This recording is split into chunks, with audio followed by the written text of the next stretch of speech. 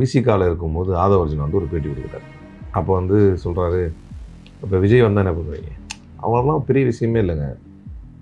4-5 முறை public appearance ஒரு கண்டினியூஸாக பண்ணாலே ஒரு காலி ஆகிடுவார். கான்வாயில் அவருடைய தோழி ஒருத்தரோட அவர் வந்தது சம்மந்தமாக பேச்சுன்னு வைங்களேன். இவர் விருப்பப்பட்டு கதவு திறக்காமல் யாரும் ஏற முடியாது. அதுவும் அவருடைய புரோட்டோக்காலை தாண்டி யாருமே ஏற முடியாது. அந்தம்மா வந்து ஷீ இஸ் நோபடி. இவர் அனுமதி இல்லாமல் ஒரு வேளை அவங்க வந்தாங்கன்னா அதை விட இவருக்கு பலகீனம் வேறு எதுவுமே இல்லை. அவங்க கண்ட்ரோல் இவர் இருக்காரா அப்படிங்கிற கொஸ்டின் வரும். யானை அசைந்தார் போர் என்றைக்காவது மக்களை பார்க்க வரும் ஒரு முதலமைச்சர் பார்ப்பதற்காக காத்திருந்தா என்ன தப்பு அப்படின்னாரு. ரொம்ப நாள் அவர் பதவி போயிருச்சு. பெண்களுக்கான பாதுகாப்பு மிகப்பெரிய கேள்விக்குறியாகவும் சந்திச்சிருக்கிறது. அதுக்கு ஒன்று சொல்கிறாரு, இந்த காங்கிரஸ் கட்சியிலேருந்து ஒரு எம்பி, அவருக்கு டைம் எடுக்கும், சட்டம் ஒழுங்குக்கு வந்து ஒரு 6 மாதம் டைம் கொடுங்கன்னு எவனாவது கேட்டான்னா, உங்கள் அப்பா கொல்லப்பட்டால், என் அப்பா கொல்லப்பட்டால், முதலமைச்சர் விஜயின் அப்பா கொல்லப்பட்டால் 6 மாதம் டைம் தாங்க யாராவது கேட்பாங்களா? நான் அதிமுக எம்எல்ஏக்கு ரிசைன் பண்ண மாதிரி இங்கே 17 காங்கிரஸ் எம்எல்ஏக்கள் ரிசைன் பண்ணுறாங்க. இந்த 17 எம்எல்ஏக்கள் ஏன் ரிசைன் பண்ணுறாங்கன்னா பிஜேபிக்கு போக போகிறாங்க. இந்த 4 எம்எல்ஏக்கள் எங்கே போக போகிறாங்க? தாவேகாவுக்கு போக போகிறாங்க. இங்கேயும் காங்கிரஸுடைய ஆதரவு சபாநாயகர் தான், இங்கேயும் காங்கிரஸ் ஆதரவு சபாநாயகர் தான். இங்கே காங்கிரஸ் ஆதரவு சபாநாயகர் அந்த ரெசிக்னேஷனை வாங்கிட்டார்ல ஜெசிடி பிரபாகர். வாங்கிட்டு தலைமைச் செயலகத்தையும் கட்சி அலுவலகமாக மாற்றி அங்கேயே அவங்களுக்கு உறுப்பினர் கார்டு கொடுத்து சாலில் போட்டு கட்சியில் சேர்ந்துட்டாங்க. இங்கே இந்த 17 பேர் ரிசைன் பண்ணதை ஏற்றுக்க மாட்டேன்னு சபாநாயகர் சொல்கிறார். காங்கிரஸுடைய ரெட்டை முகத்தை பாருங்கள். இங்கே இந்த 17 பேர் ரிசைன் பண்ணதை ஏற்றுக்க மாட்டேன் அப்படின்னு சொல்கிறார் 2018. அத்தோடு மட்டும் இல்லாமல் அந்த ரெசிக்னேஷன் லெட்டரை வாங்காமல் அவங்கள டிஸ்குவாலிஃபை பண்ணுறாரு. இங்கே வாங்கிக்கிட்டு அவங்களுக்கு கட்சி பொறுப்பு கொடுத்துட்டாங்க. உடனே வந்து அவங்கள மெம்பராக சேர்த்துக்கிட்டாங்க டிவிகேல.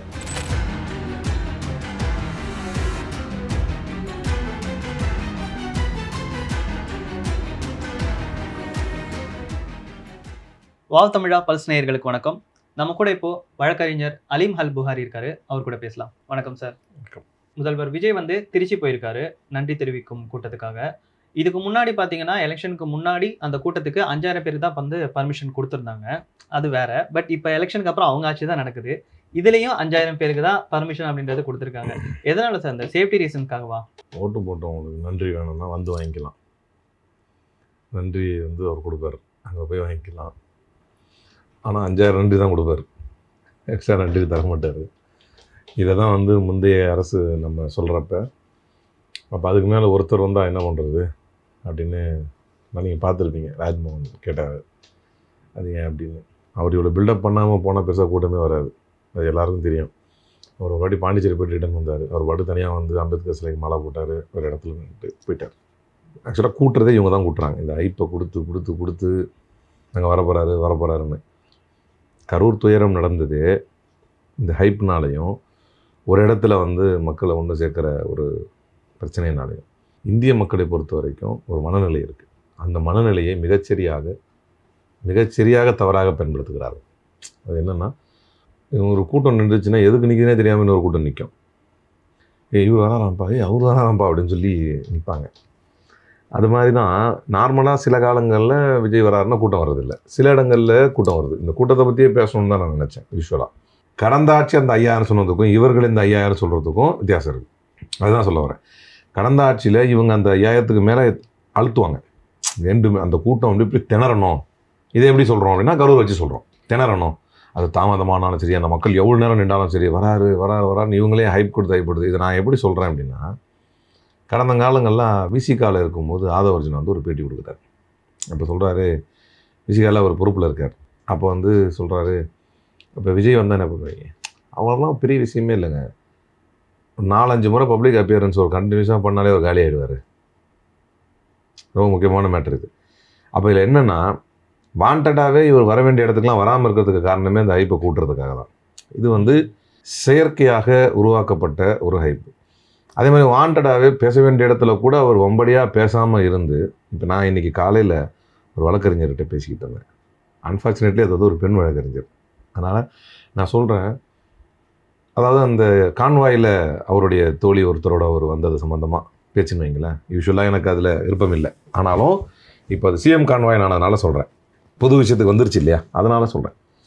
அப்போ அவர் எப்படி வரலாம், இல்லை அந்தம்மா வந்தது தப்பு இல்லையா அப்படின்னு கேட்டாங்க அவங்க. நான் சொன்னேன், அந்த அம்மா வந்தது தப்புன்னா இவர் தான் சிஎம், தமிழ்நாட்டின் தலைமகன். இப்போ இவர் தான் தமிழ்நாட்டுக்கே தலைமகன். நம்ம விரும்பினாலும் விரும்பாட்டியும் தமிழ்நாட்டுக்கே தலைமகன் இவர் தான். எல்லாமே இவர் தான் டிசைட் பண்ண போகிறார். இவர் விருப்பப்பட்டு கதவு திறக்காமல் யாரும் ஏற முடியாது. அதுவும் அவருடைய புரோட்டோக்காலை தாண்டி யாருமே ஏற முடியாது. அந்த அம்மா வந்து ஷீ இஸ் நோபடி. அப்போ ஏறுறாங்க அப்படின்னு சொன்னால் இவருடைய நிலைப்பாடு என்ன அப்படின்னு தான் நம்ம பார்க்க. அப்போ அவங்க சொல்கிறாங்க, நான் கேட்டேன், அப்புறம் ஏன் நீங்கள் வந்து அந்த பெண்ணை குறை சொல்கிறீங்க, இவரை எதையும் குறை சொல்ல மாட்டேங்கிறீங்களேன்னு கேட்டேன். இவரை குறை சொல்லணுமா? இவருடைய முடிவு இல்லாமல் எதுவும் நடக்குமா? அந்த பெண்ணை குறை சொல்கிறீங்க, இவரை குறை சொல்ல மாட்டேங்கிறீங்களே அப்படின்னு கேட்டேன். அப்போ சொல்கிறாங்க ஒரு வார்த்தை, இல்லை அவர் யூஸ்வலாகவே வந்து எதுக்குமே பெருசாக பதில் சொல்ல மாட்டார் இல்லையா, அந்த ஒரு குஷனை பாருங்கள். அவர் யூஸ்வலாகவே பதில் சொல்ல மாட்டார், யூஸ்வலாகவே அப்பியர் ஆக மாட்டார், யூஸ்வலாகவே அவர் சொல்ல மாட்டார் இல்லையா. இது வந்து ஆக்சுவலாக அவருடைய தவறு.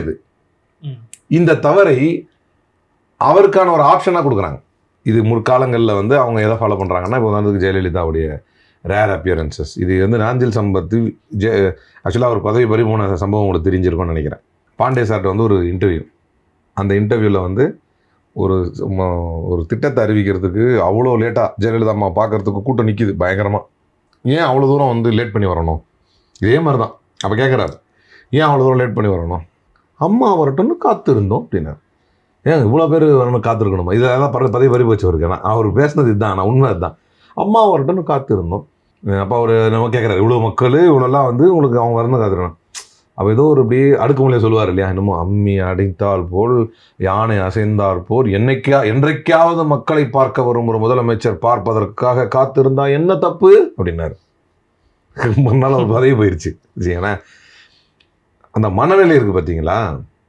ஆனால் அவங்க கூட பிற்காலத்தில் நம்ம கேள்விப்பட்டிருக்கோம், அவங்களுக்கு வந்து ரொம்ப ஒரு நீரிழிவு நோயோ சர்க்கரை நோய் இதெல்லாம் அந்த அதிகமாக இருந்தது. அவங்களால வந்து உடல் உபாதையால் வர முடியல. இவருக்கு என்ன நல்லா தானே இருக்கார். இவர் அப்போ என்ன செய்கிறார் அப்படின்னா, இவர் வராமல் இருந்துக்கிட்டு அந்த ஒரு குஷனை வந்து இவர் பயன்படுத்த பார்க்கிறார். அதை வந்து அறிவுசார் மக்களே அதை வந்து அவர் யூஸ்வலாகவே அப்படி தானே அப்படிங்கிறாங்க. அண்மையில் பார்த்தீங்கன்னா நடிகர் அஜித் அவர்களுடைய அம்மா வந்து இறந்துருந்தாங்க. அதுக்காக முதல்வர் விஜயும் அவங்க கூட த்ரிஷாவும் போயிருந்தாங்க. சில பேர் அது என்ன சொல்கிறாங்கன்னா அவரோட பர்சனல் அப்படிங்கிறாங்க. நீங்கள் சொன்ன மாதிரி சில பேர் வந்து விமர்சனமும் அது மேலே வைக்கப்படுது. இது அவங்க பர்சனல்னு எடுத்துக்கலாமா? இப்போ இதுக்கு முன்னால் வரைக்கும் நீங்கள் பார்த்தீங்கன்னா, நான் வந்து அவருடைய மனைவி விவாகரத்து சம்மந்தமாகவோ நம்ம வந்து உரிமைக்காக கூட ஒரு குரல் கொடுக்க முடியாமல் இருக்குது. ஏன்னா இப்போ அவங்க வந்து ஒரு பெண், அவங்களுக்கு இழைக்கப்பட்ட அநீதி அப்படின்னு அவங்க என்ன நினைக்கிறாங்க, அதை நம்ம பேசணும் அப்படின்னு யோசித்த காலகட்டத்திலேயே இன்னொன்று யோசனை வந்தது. இது வந்து கான்ஃபிடென்ஷியல் இந்த பேப்பர்ஸ்லாம் யார் எடுத்து ரிலீஸ் பண்ணுறாங்கிற கவலை எனக்கு இருந்துச்சு. சார் நாளைக்கு உங்களுக்கும் நான் நீங்கள் நல்லா இருங்க, இருந்தாலும் உதாரணத்துக்கு சொல்கிறேன், நான் எப்போவுமே சொல்கிறது தான். இப்போ உதாரணத்துக்கு சொல்கிறேன்னே, சட்டம் ஒழுங்குக்கு வந்து ஒரு 6 மாதம் டைம் கொடுங்கன்னு எவனாவது கேட்டான்னா, உங்கள் அப்பா கொல்லப்பட்டால், என் அப்பா கொல்லப்பட்டால், முதலமைச்சர் விஜயின் அப்பா கொல்லப்பட்டால் 6 மாதம் டைம் தாங்க யாராவது கேட்பாங்களா? அவனுக்கு வரும்போது தானே அந்த வழி தெரியும். சட்டம் ஒழுங்கு விஷயத்தை சொல்கிறேன். ஸ்கீமுக்காக 6 மாதம் டைம் கேட்குறதுங்கிறது அது ஒன்று, அதுக்கும் இருக்குது என்கிட்ட விளக்கம் சட்டம் ஒழுங்கு விஷயத்தில். அப்போ அதே மாதிரி தான் உதாரணத்துக்கு உங்கள் மனைவிக்கு உங்களுக்கு ஒரு சிக்கல், எல்லாரும் மனைவிக்கு ஒரு சிக்கல் அப்படின்னா அந்த நேரத்தில் வந்து நீங்கள் நல்லவராக இருக்கலாம், அவங்க நல்லவராக இருக்கலாம், நம்ம வந்து முடிவு பண்ணுற இடத்துல இல்லை. ஒரு சம்பவத்தை ஒரு பின்னணியை முழுசாக தெரியாமல் நம்ம எதுவும் பேச முடியாது. அதனால் அதை பற்றி விவாதிப்பதை பர்சனலாக நான் வந்து தவிர்த்துருக்கிறேன். எங்கேயுமே பேசினதில்லை, அதை பற்றி பேசக்கூடாது என்னை பொறுத்த வரைக்கும். அது நாகரீக சமூகத்துக்கு நல்லதில்லை ஒன்று. அதே மாதிரி இவர் வந்து அந்த பிரச்சனை நடந்துக்கிட்டு இருக்கும்போதே யாரை வைத்து கிசுகிசுக்கப்படுகிறதோ அவரை அழைத்து கொண்டு ஒரு நிகழ்ச்சிக்கு செல்வது என்பது ஒரு நடிகராக, தனி மனிதனாக மேபி ஏற்புடையதாக இருக்கலாம். என்னை பற்றி அவங்க தப்பாக சொல்கிறாங்க, அவங்க என் ஃப்ரெண்டு தான். ஆனால் நீங்கள் ஒரு தலைவராக, அரசியல் தலைவராக, தொண்டர்களின் தலைவராக அது எவ்வளவு ஏற்புடைய சம்பவமாக இல்லை அப்படின்னு அடுத்த கட்டத்துக்கு வந்தானா. சங்கீதா விஷயத்தில் பியூராகவே நம்ம வந்து ஃபுல் சப்ஜெக்ட் கான்டெக்ட் தெரியாமல் கமெண்ட் பண்ணக்கூடாது, அது என்னுடைய கொள்கை. அது வேணாம்னு நினச்சேன். இந்த மேட்டரை பொறுத்த வரைக்கும் அது கமெண்ட் பண்ண தான் செய்வாங்க அப்படிங்கிற நிலைமைக்கு வந்தோம். இந்த ஸ்டேஜை பொறுத்தவரைக்கும் இது தவறு. ஏன்னா நீங்கள் சிஎம் கான்வாயில் வரீங்க. எனக்கு தெரிஞ்சு கான்வாயில் வந்து என்னுடைய இஃப் ஐம் ரைட், இப்படி சொந்த பந்தங்களை வந்து கடந்த காலங்களில் முதலமைச்சர் அழைத்து வந்தாங்களான்னு எனக்கு தெரியல. ஓகே, அதாவது கட்டிய மனைவிகளையே அவங்க ஒரு சராசரி தோழியாக வந்தாங்க நான் கூட்டு போனேன்ற மாதிரி இருந்தால் பரவாயில்ல. ஏற்கனவே நீங்கள் என்ன சொல்கிறேன், இந்த தமிழ் மண்ணின் தலைமகனாக இருக்கிறீங்க. ஃபஸ்ட்டு பாயிண்ட், நீங்கள் தான் இப்போ தலைமகன் இந்த மண்ணுக்கு. உங்களை ஏற்காதவர்களுக்கும் நீங்கள் தான், எல்லாருக்கும் நீங்கள் தான் வந்து முன்னுதாரணத்தை செட் பண்ணணும். மொத்த ஃபோக்கஸையும் அந்த பெண் மீது திருப்புவதே தவறாக பார்க்குறேன். ஓகே, இவர் அனுமதி இல்லாமல் அவர் வர முடியுமா? இவர் ஓகே சொல்லாமல் அவங்களை ஏற்றிட்டு வர முடியுமா? இவர் அனுமதி இல்லாமல் ஒருவேளை அவங்க வந்தாங்கன்னா அதை விட இவருக்கு பலகீனம் வேறு எதுவுமே இல்லை. அப்படின்னா அவங்க கண்ட்ரோல் இவர் இருக்காரா அப்படிங்கிற கொஸ்டின் வரும். அவங்களா இவரை கண்ட்ரோல் பண்ணுறாங்களா அப்படிங்கிற அனாவசியமான கொஸ்டின்ஸும் வரும். எந்த கோணத்தில் இதை அலசினாலும் நியாய கோணத்தில் நின்று இதை அலசவே வேண்டாம் என்று விரும்பினால் கூட இது ஒரு தவறான விஷயம்தான். இப்போ அவங்க இப்போ நம்ம உதாரணத்துக்கு எப்படி வச்சுக்கோமே, அவங்களுக்குள்ள ஒன்றுமே இல்லை, மற்றவங்க தவறிய சொல்கிற மாதிரி ஒன்றுமே இல்லை என்றாலும் இது தவறானது. ஏன்னா அது வந்து ஒரு சங்கடத்தை உருவாக்கும். முதலமைச்சருங்கிறது ஒரு பெரிய பொறுப்பு. அந்த இடத்துக்கு வந்துவிட்ட பிறகு அதுக்கேற்ற கண்ணியத்தோடு நடந்து கொள்வது முதலமைச்சர் அவர்களுக்கு நல்லது. ஓகே, இதுக்கு முன்னாடி வருடங்கள்லாம் பார்த்தீங்கன்னா இந்த கல்வி விருது வழங்கும் விழா அப்படின்றது தொடர்ந்து நடந்துட்டு இருந்துச்சு. விஜய் அவர்கள் வந்து ப்ரெசென்ட் பண்ணிட்டு இருந்தார். ஆமாம். ஆனால் இந்த வருஷம் நடக்கல. அது மட்டும் இல்லையே, கடந்த காலங்களில் வந்து இந்த இஸ்லாமியர்களுக்கு வாழ்த்து கூட சொல்லலையே அவர். இந்த வாட்டி என்ன பிஸியாக கடந்த இருந்தாருன்னு காலங்களில் பண்ண நிறைய விஷயங்கள் இந்த இது டைம் பண்ணலை. அதுவும் ஜெயிச்சிட்டு அவர் என்ன பண்ணுறாரு ஒன்றுமே புரியல. ஜெயிச்சிட்ட பிறகு அவர் வாட்டி நீ வாழ்த்து சொல்ல வேணாம், நீங்கள் 10வது 12வது ஆட்களுக்கு ஃபஸ்ட்டு அந்த மாதிரி விருதுகள் தர வேணாம், அவங்ககிட்ட போய் நீட்டு மட்டும் தான் படிப்பான்னு இடக்கு முடக்கா கேள்வி கேட்க வேணாம், நீட்டு மட்டும் தான் படிப்பான்னா அந்த என்னை ஏன் படிக்க கூடாதுன்னு சொல்கிறானோ அவனை எடுத்து கேட்டுருணும். இவர் அப்படிதான் பேசினார். கடந்த காலத்தில் அதான சர்ச்சையாச்சு, நீட்டு மட்டும் தான் படிப்பான்னாரு. இதை எங்களை நோக்கி வேற ஒருத்தர் வேற மாதிரி கேட்குறான். நாங்கள் கேட்குறது நீட்டு மட்டும் தான் படிப்புன்னு பிரச்சனை இல்லை. கடந்த காலங்களில் அவர் வாழ்த்து சொன்னதாக இருக்கட்டும், எல்லாம் பண்ணதாக இருக்கட்டும், அவ்வளோ பேசினார். இஸ்லாமியர்களுக்கு நான் நிற்பேன், எல்லாம் பண்ணுவேன்னாரு. மாடு இருக்க மட்டும் இல்லை, நீங்கள் அந்த ஜட்மெண்ட்டை படிச்சிங்கன்னா ரொம்ப தெளிவாக இருக்கும். மாடு மட்டும் அல்ல, எதையுமே அறுக்கக்கூடாதுன்னு கொடுத்துருக்காரு தீர்ப்பு. அதான் உண்மை. அது ஒரு வேகான ஒரு தீர்ப்பு. எதையுமே டெசிக்னேட்டட் ஸ்பாட் எல்லாமே, அதாவது அந்த ஸ்லாட்டர் ஹவுஸ் அதுக்குன்னு ஒதுக்கப்பட்ட இடங்கள் எல்லாமே வேறு எங்கேயுமே வெட்டக்கூடாதுன்னு ஒரு தீர்ப்பு வருது. தமிழ்நாடே ஸ்தம்பிச்சு போகுது. முயற்சி எடுத்து விஜயுடைய ஆட்கள் எல்லாரும் சேர்ந்துக்கிட்டு அது ஒன்றும் இல்லைன்னு அதை நார்மலைஸ் பண்ண பார்த்தாங்க. பல பகுதிகளில் வந்து அதிகாரிகள் உள்ள போந்து மாடுகள் எடுத்துகிட்டு போனாங்க. இது வந்து இந்து மக்களுக்கு கட்சிக்கு கிடைத்த வெற்றின்னு அவங்க போஸ்டர் ஒட்டி விஜய்க்கு நன்றியும் சொல்லி போஸ்டர் ஓட்டினாங்க. இவ்வளோ பிரச்சனை நடந்துக்கிட்டு இருக்கு. நாளைக்கு பக்ரீத் தான் இன்றைக்கி தீர்ப்பு வருது. நீங்கள் ஒன்றும் செய்ய வேணாம். இப்படி ஒரு தீர்ப்பு வந்திருப்பதை கவனித்தேன். இது உள்ளபடியே வந்து இந்த எக்ஸாக்டாக பெருநாள் நாளைக்கு இருக்கிற நேரத்தில் இன்றைக்கி தரப்பட்ட தீர்ப்பு என்பது எந்த வகையிலும் சிறுபான்மை சமூகத்தை, குறிப்பாக முஸ்லீம் சமூகத்தில் பதற்றத்தை ஏற்படுத்த வேண்டிய அவசியம் இல்லை. அரசு சட்ட ரீதியாக உங்களுக்கு துணை நிற்கும். எப்படி இருக்குது, என்கிட்ட கொடுத்துருந்தா நானே வாசகத்தை அமைச்சிருப்பேன். இப்படி ஒரு வாசகத்தையாவது கொடுத்துருக்கலாம் இல்லையா? நான் ஒரு அடிப்படை கோரிக்கையை கேட்குறேன்.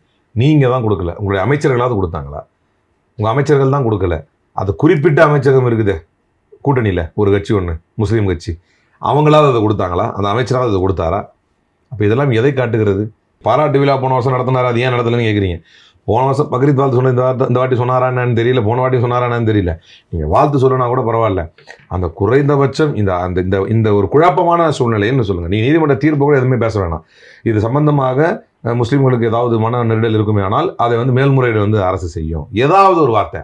அதை கூட செய்யாமல் ஒரு மிகப்பெரிய பேரிடியாக இந்த அரசும் இந்த அரசின் தலைவராக இருக்கக்கூடிய முதலமைச்சரும் இன்றைக்கு தமிழ்நாட்டுக்கு வந்திருக்கிறார் என்பதுதான் உண்மை.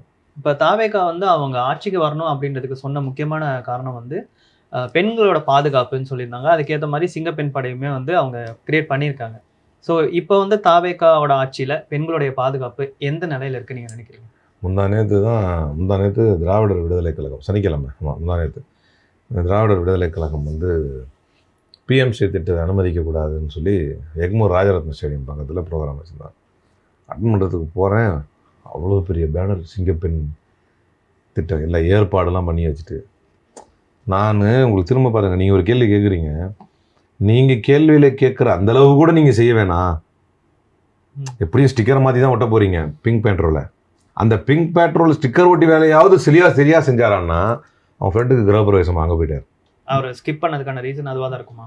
நீங்கள் வராமல் அங்கே தானே போகிறீங்க, இதுக்கு ரீசன் அவர் சொல்லணுமா அஃபீஷியலாக? இல்லை, தாவேகா சைட்லேருந்து இந்த டைமில் நாங்கள் நடத்துகிறோம், இந்த இப்போ பண்ணுறோம், இப்போ கேன்சல் பண்ணுறோம், அந்த மாதிரி எந்த நியூஸுமே சொல்ல அப்படிங்கிறாங்க. எங்கள் ப்ரோக்ராம் ஏற்பாடு பண்ணி வச்சுருந்தாங்களே, அப்போ கவர்மெண்ட் சொல்லாமல் நல்ல வேலை பார்த்தேன் நான் கண்ணால். அந்த பேனர் ஆர்ச் மாதிரிலாம் போட்டு சிங்கப்பெண் திட்டம்லாம் போட்டு வச்சுருந்தாங்களே.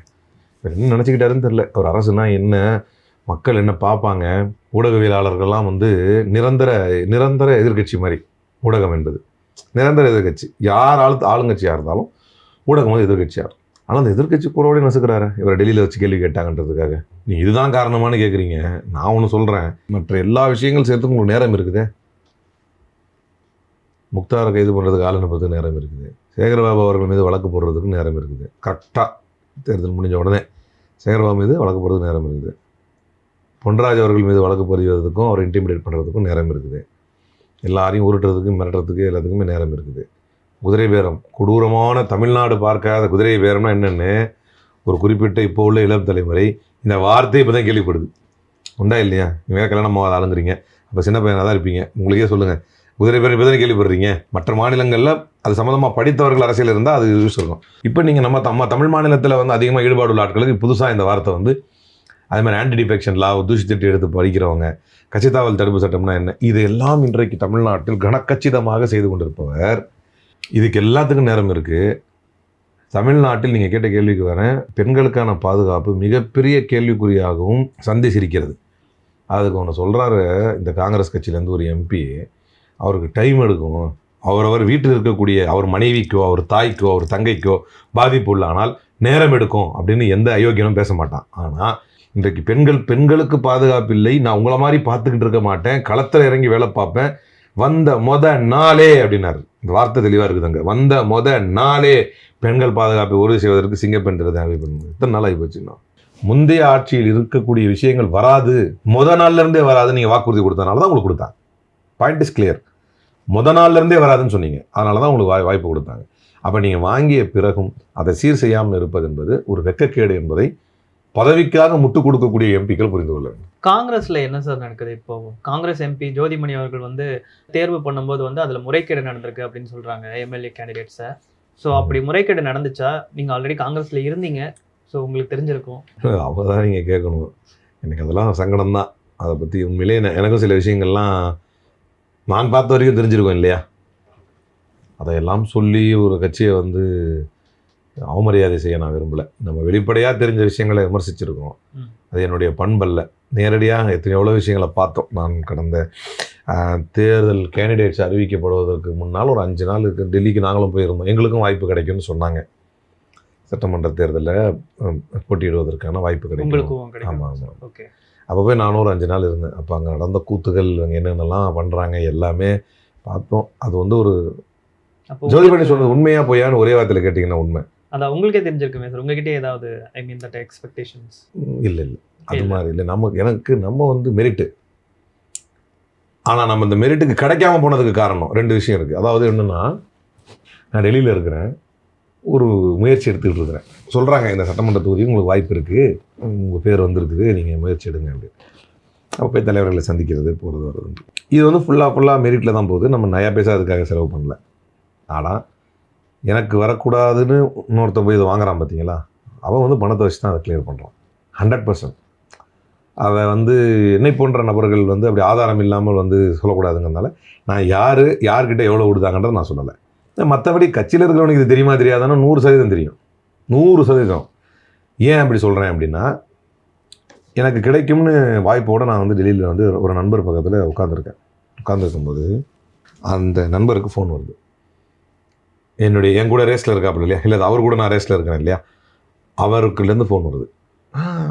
இது எப்படி பண்ண முடியும், அப்படி ஆகும் இப்படி ஆகும்ன்ட்டு பார்க்குறேன். அன்றைக்கி சாயங்காலம் எவனோ தயார் பண்ணி கமிஷன் அலுவலகத்தில் ஒரு கம்ப்ளைண்ட் கொடுக்க வைக்கிறாங்க. நான் அவனுக்கு ஏதோ ஒரு பணம் தரணுங்கிற மாதிரி. அதை அந்த கம்ப்ளைண்ட்டு குப்பை தொட்டி இல்லை சொல்லுவாங்க, குழந்தைங்க பீத்தோடைய கூட யூஸ் ஆகாது அந்த கம்ப்ளைண்ட்டு.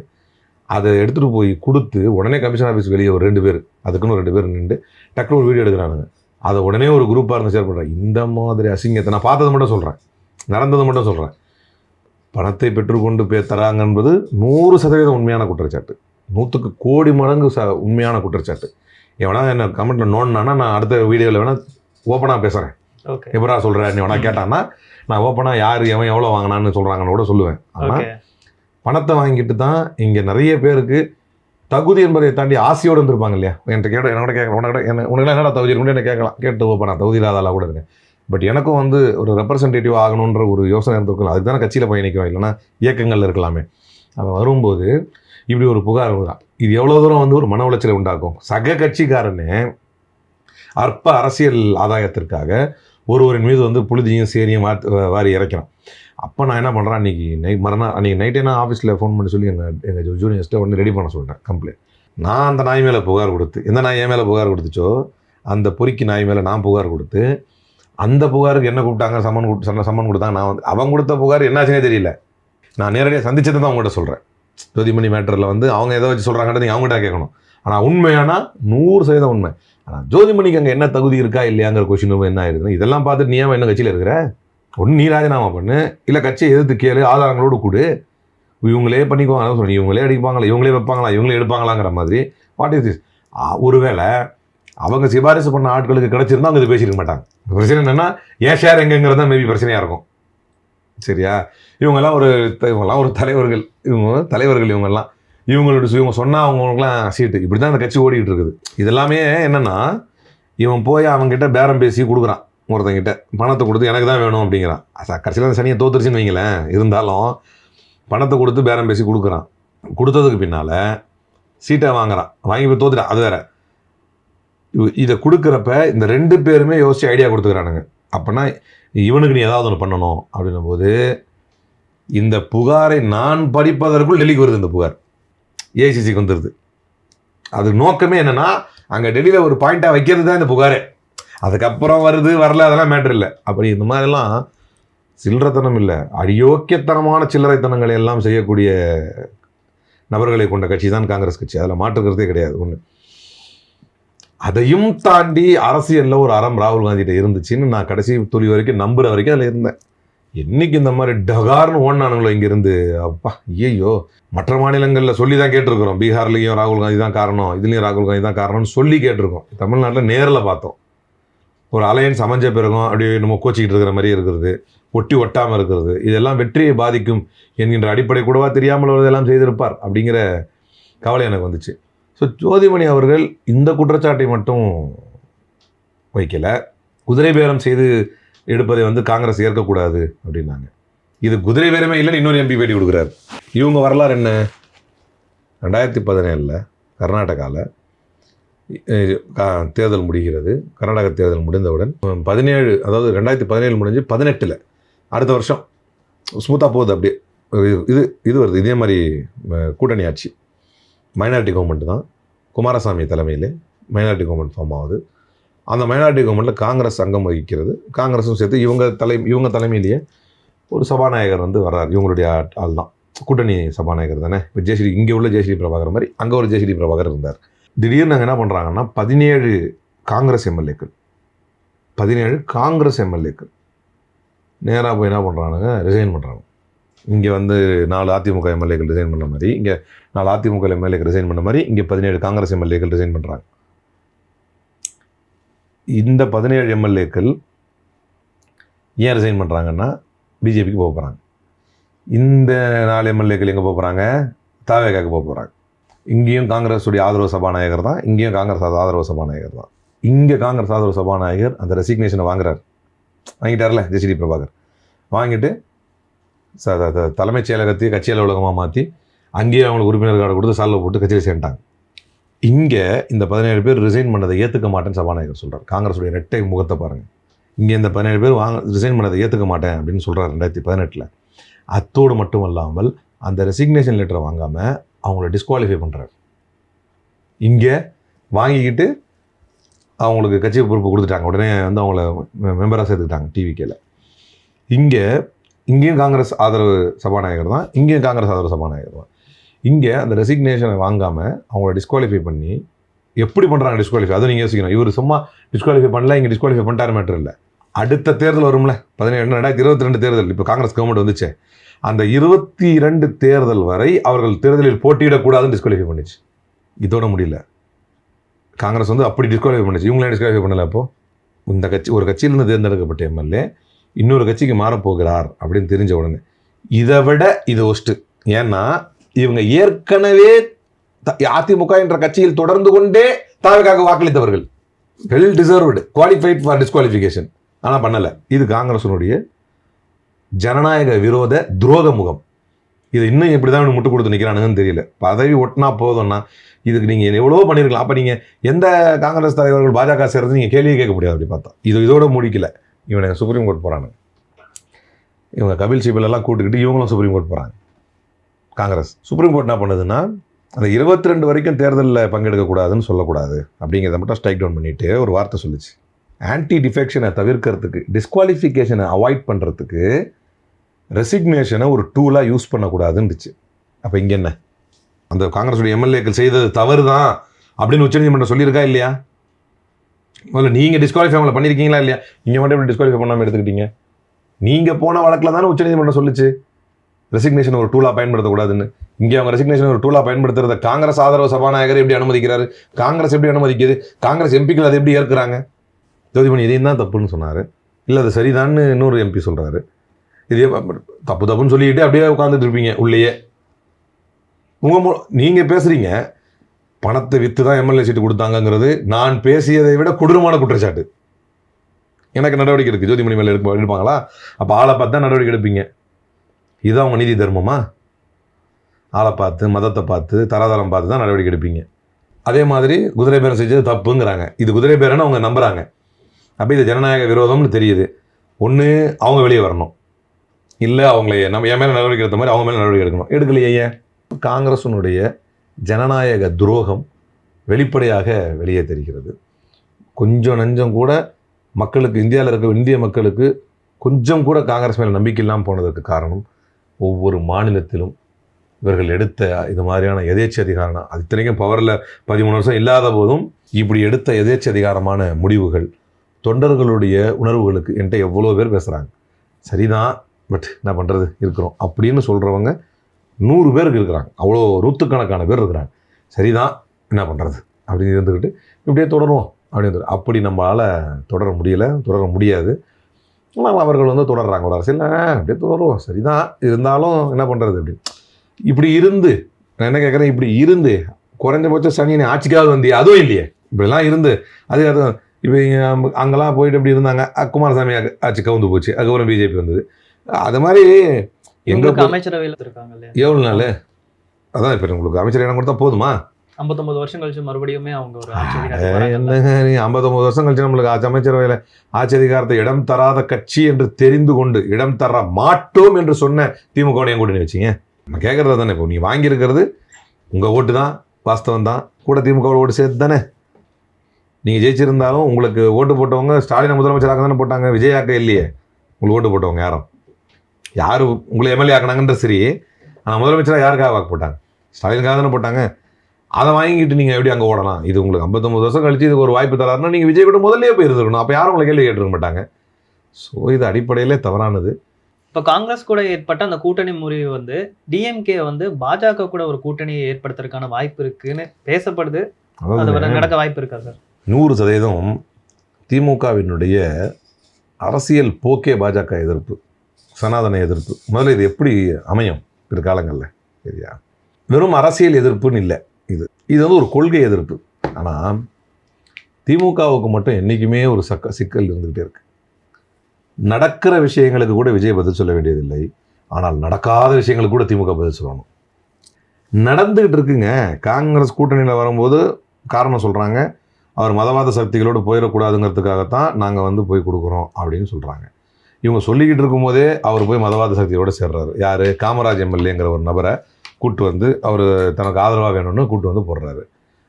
அவர் ஆன் ஸ்பாட்டில் அவர் என்டிஏவுடைய எம்எல்ஏ தான், என்டிஏ கூட்டணியில் ஜெயிச்சவர் தான். அன்றைக்கி சாயங்காலமே இவங்க அந்த குதிரை பேரம் அந்த காரில் உட்காந்து சைன் போடுற வீடியோ இவர்கள் வெளியிட்டாலும் அப்போவே அவர் டிடி விஜயநகரன் கூட கவர்னர் ஆஃபீஸ் வெளியே என்ன சொல்கிறாரு, நான் இங்கே தான் இருக்கிறேன் அப்படிங்கிறாரு. அப்போது ஒரு என்டிஏ ஆதரவு எம்எல்ஏ அவங்க வாங்கினாங்களா இல்லையா? அப்போ காங்கிரஸோட தார்மீக பொறுப்பு எங்கே போச்சு? இதை பற்றி விஜயம் யாரும் கேள்வி கேட்க மாட்டாங்க, காங்கிரஸும் யாரும் கேள்வி கேட்க மாட்டாங்க. ஆனால் நடக்காத திமுக அதிமுக கூட்டணியை பற்றி திமுக பதில் சொல்ல வேண்டும்.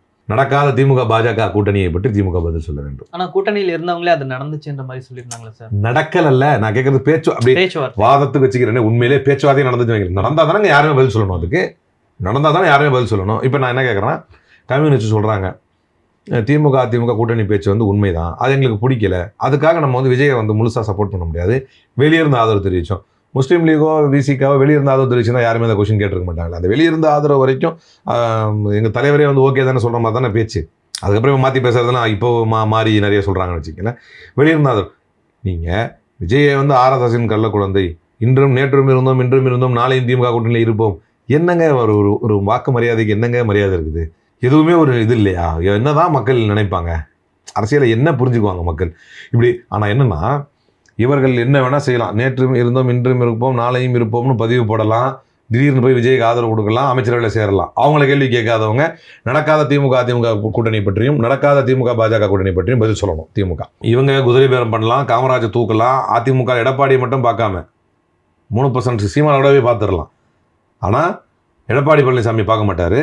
எடப்பாடியை பார்க்காம கட்சியை உடைப்பதற்காக சி.வி. சண்முகம் தலைமையிலான மக்களை மட்டும் பார்த்துட்டு அவர்களுடைய ஆதரவை வந்து ஃப்ளோர் டெஸ்ட்டில் எடுத்துக்குவார். இவர் எந்த பதிலும் சொல்ல தேவையில்லை. நடக்காத அதிமுக திமுக கூட்டணியை பற்றியும் நடக்காத திமுக பாஜக கூட்டணி பற்றியும் திமுக பதில் சொல்கிறோம். அப்படி ஒரு நிர்பந்தத்தை வந்து திமுகவின் பக்கமாக இவங்க நிர்வாக சீர்கேடு பண்ணிடுவாங்க. இவங்கள்ட்ட எந்த சிக்கலும் இருக்காது. இவங்க எதையும் முறையாக பண்ண மாட்டாங்க. கரண்ட்டு கட் ஆகும், கொலைகள் நடக்கும். கோயம்பேடில் வந்து அந்த ஹோட்டல் வெளியே கார் ஓட்டு இருந்தது திமுக காரன். இதுக்கு திமுக பதில் சொல்லணும். சட்டம் ஒழுங்குக்கும் அது செஞ்ச திமுக காரனுக்கு என்ன சம்மந்தம் இருக்குது? இப்படியே அவன் செஞ்சாலும் உள்ள போந்து திமுக காரனே கைது பண்ணே, கட்சியே குறை சொல்லி பேசியா ஏதாவது ஒன்று சொல்லி ஆப்பா என்ன சொல்ல வர்றேன்னா இதுக்கு வந்து திமுக பதில் சொல்லணும். எந்த அளவுக்குன்னா திமுக கரண்ட் கட் பண்ணுறது, இபியில் ஒர்க் பண்ண திமுக காரங்க, எதுக்கு தான் திமுக பதில் சொல்லணும். அப்போ இதுக்கு எல்லாம் திமுக பதில் சொல்லணும்.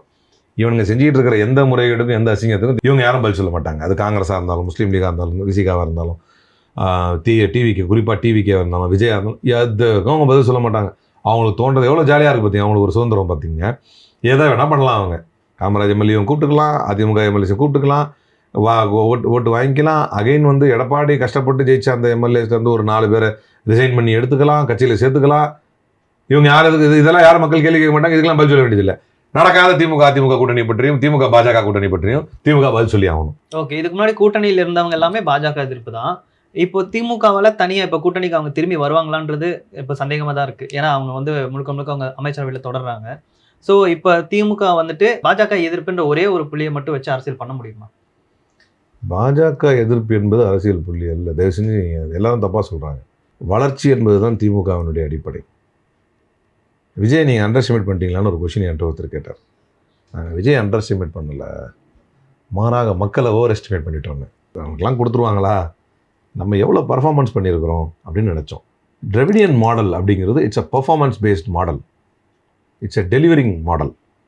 நாங்கள் என்ன கொடுத்துருக்குறோம் பாருங்கள், அவுட்கம்மை பாருங்கள், எப்படி இருக்குது பாருங்கள், அப்படி தான் பேசுவோம். பாருங்கள் எப்படி ஸ்டாலின் நான் முதல்வன் திட்டத்தை பாருங்கள், இந்த தமிழ் முதல்வன் திட்டத்தை பாருங்கள், இந்த திட்டத்தை பாருங்கள் அப்படின்னு நம்முடைய திட்டங்களை வந்து விடியல் பயணத்தை பாருங்கள் அப்படின்னு எங்கே போனாலும் திட்டங்களை தான் பேசணும். அதனுடைய பயனாளர்களை பேச வச்சோம். இதுதான் அரசியல் உத்தியாக இருந்தது. இதெல்லாம் எங்களுக்கு வேணாம், எங்களுக்கு எங்கள் அவர் வந்து அண்ணன் க்யூட்டை பாடுறா, அண்ணன் வேஷ்டி சட்டையை பாடுறா அப்படின்னு பார்த்தவங்க தான் வாக்களிச்சிருக்கிறாங்க. வேறு என்னத்தை பார்த்தாங்க அவர்கிட்ட பெர்ஃபார்மன்ஸ் பேஸ் எந்த வகையில் வந்து அவர் இதாக இருந்தார். எனவே பிஜேபி எதிர்ப்பு என்பது அதுவும் ஒரு புள்ளி. நாங்கள் பிஜேபி எதிர்ப்பு எங்களை வாக்கு கொடுங்க இப்படியா கேட்டோம். அப்போ எதுக்கு இவ்வளோ திட்டங்களை அமல்படுத்தணும்? அப்புறம் எந்த தைரியத்தை இவ்வளோ பெர்ஃபார்மன்ஸ் கொடுக்கணும்? பிஜேபி எதிர்ப்பு என்பது இன்றியமையாத ஒன்று இந்திய நாட்டிலே. இந்திய நாட்டில் it's a part and parcel of running a கவர்மெண்ட்டுங்க. ஏன்னா ஒட்டுமொத்த ஜனநாயக தூண்களையும் சிதைக்கக்கூடிய ஒரு கட்சி பாரதிய ஜனதா கட்சி. அதை எதிர்ப்பது என்பது இப்போ அப்படி பார்த்தீங்கன்னா விஜய் கூட தான் கொள்கை எதிரி பாஜகன்னாரு. அது சொல்லி தான் ஆகணும்.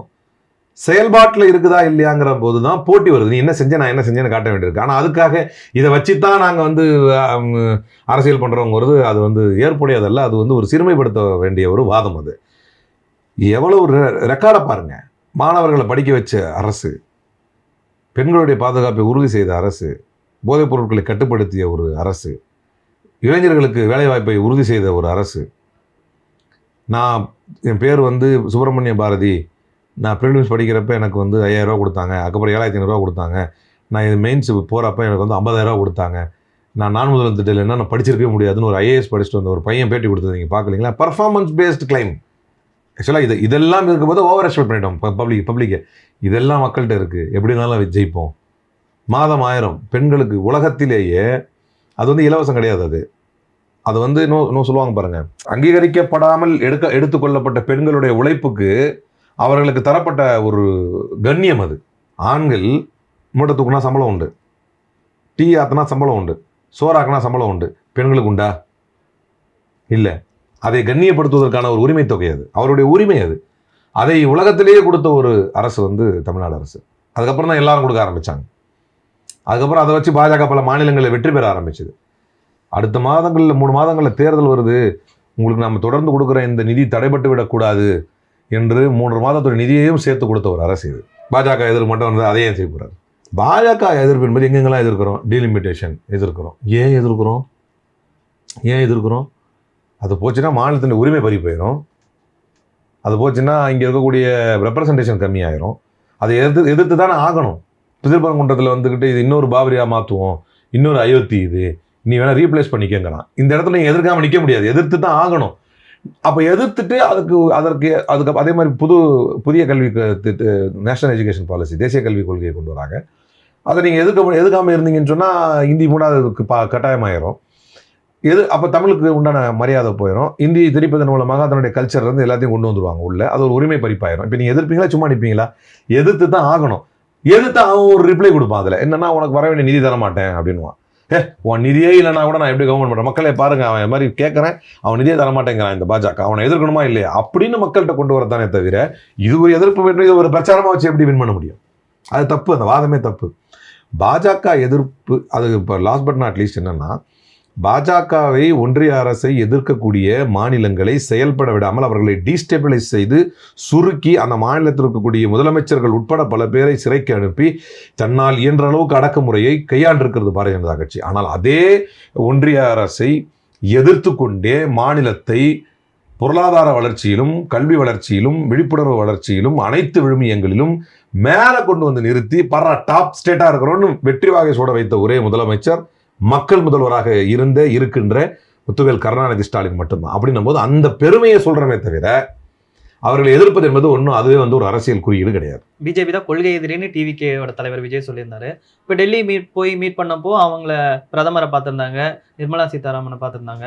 ஆனால் காங்கிரஸ் கூட கூட்டணியில் இருக்க சோனியா காந்தியோ ராகுல் காந்தியோ அவங்க பார்க்கவே இல்லை. ஸோ அவங்களுக்குள்ள ஒரு சுமூகமான உறவு இருக்கா டிவிகேக்கும் காங்கிரஸ்க்கும்? என்ன அளவோ எனக்கு தெரியலங்க. அதெல்லாம் அதுக்கான நேரமும் நம்மளுக்கு இல்லை, இவங்களுக்கு உறவு இருக்கா இல்லையான்னு. ஆனால் ஒன்று, நடுரோட்டில் நிற்க போகிறது உறுதி. காங்கிரஸ் தான், வேறு யார் சுமூகமான உறவு இருக்கா இல்லையானா? அவர் சிஎம் ஆயிட்டாரு, அவருக்கு வேண்டியது கிடச்சிருச்சு, இன்னும் 2 மினிஷம் கொடுக்குறாங்கன்னொன்னே எல்லாத்தையும் நியாயப்படுத்தி பேசிட்டு இருக்காங்க. வரலாறு நீங்கள் வேணால் நோட் பண்ணிக்கோங்க. நான் வந்து ஒரு சாதாரண சாமானியன். ஆனால் நான் சொல்கிறேன், இது எவ்வளோ பெரிய தப்பு. காங்கிரஸ் கட்சியினரே நீ சொன்னாம்பா அந்த பையன் அப்படின்னு கண்டிப்பாக அவர்கள் வந்து ரியலைஸ் பண்ணக்கூடிய காலம் வந்து வெகு தூரத்தில் இல்லை. அரசியல் பசிக்காக, அதிகார பசிக்காக எந்த எல்லைக்கும் விஜய் செல்வார் என்பது சமீப காலத்தில் நடந்த அத்தனை சம்பவங்களும் சுட்டி காட்டுது. அதிமுக எம்எல்ஏக்கள் வந்து உங்களுக்கு ஓட்டு போடுறது எப்படி எடுக்கிறீங்கன்னு கேட்டால் அதை நான் கொடுத்த பேட்டி இன்னமும் புதிய தலைமுறையில் இருக்குது. அந்த எம்எல்ஏக்கள் யாருக்கு ஓட்டு போட வேண்டும் என்பது அவர்களுடைய உரிமைங்கிறாரு. இந்த ஒரு விஞ்ஞான விளக்கத்தை தஞ்சாவூர் கல்வெட்டு பக்கத்தில் எழுதிட்டு அவர் உட்காந்துக்கணும். இதுவே தாவேகா எம்எல்ஏக்கள் ஒரு 50 பேர் சேர்ந்து திமுக ஓட்டு போட்டால் என்ன ஆகும்? அப்போதும் இதே கருத்தை சொல்லுவாரா? அதை வருச்சுன்னா என்ன சொல்ல வராங்கன்னா, இது குதிரை பேரமே இல்லை அப்படிங்கிறாங்க, குழப்புறாங்க மக்களை. ஓபிஎஸும் வைத்திலிங்கமும் வந்து திமுகவில் சேர்ந்தது குதிரை பேரம் இல்லையான்னு தெரியாமல்லாம் இல்லை. அவர்களை ஆதரிக்கக்கூடிய அந்த சில அணில் குஞ்சுகளை வந்து திருப்திப்படுத்தணும், அவ்வளோதான். அது எப்படி குதிரை பேரம் ஆகும்? ஒரு அரசு மைனாரிட்டி கவர்மெண்ட்டாக இருந்தால் மட்டும்தான் குதிரை பேரத்துக்கு ப்ராப்ளமே வரும். திமுக கவர்மெண்ட் நடந்துகிட்டு இருந்தது ஃபுல் மெஜாரிட்டியில். அப்படி ஃபுல் மெஜாரிட்டியில் இருக்கும்போது அவங்க வந்து சேர்ந்தாங்கன்ற போது அது குதிரை பேரமாக கன்சிடர் பண்ணப்பட மாட்டாது, ஆன்டி டிஃபெக்ஷனே அவங்க மேலே வராது. அப்போ இதுவெல்லாம் இருந்த போதும் கூட அதிகார பசிக்காக அவர்கள் எந்த எல்லைக்கும் சென்று யாரை வேணால் கூப்பிட்டுக்கலாம், யாரை வேணால் சேர்த்துக்கலாம் அப்படிங்கிற செயல்பாடுகளை அவர்கள் செய்து கொண்டிருப்பது அவர்கள் காங்கிரஸுக்கு ஒரு லாயல் கம்பேனியனாக, ராகுல் காந்தி போன்று ஒரு பெரிய இலக்கை வைத்து செயல்படுவதாக சொல்லிக்கொள்ளக்கூடிய ராகுல் காந்திக்கு செட்டாகாத ஒரு கூட்டணி இது. அவருக்கு வந்து எல்லா வகையிலும் இது பின்னடைவை ஏற்படுத்தும். அது வந்த முறையே பார்த்தாச்சு. நீங்கள் அவங்ககிட்ட ஆதரவு கேட்கக்கூடாது, அதிமுக ஆதரவு கோரக்கூடாது, அதிமுக எம்எல்ஏக்களை சேர்க்கக்கூடாதுன்னு அவர் எதாவது காதில் வாங்குறாரா? அவர் பாட்டில் செஞ்சுக்கிட்டு தான் இருக்கார். அப்படிங்கிற பட்சத்தில் அவர் சோனியாவை பார்த்தா என்ன, ராகுலை பார்க்கலன்னா என்ன, இனிமேல் வளருமதி வயசுக்கு வந்தால் நம்மளுக்கு என்ன, வயசுக்கு வரலன்னா நமக்கு என்னங்கிற மாதிரி தான் கதை. Thank you so much.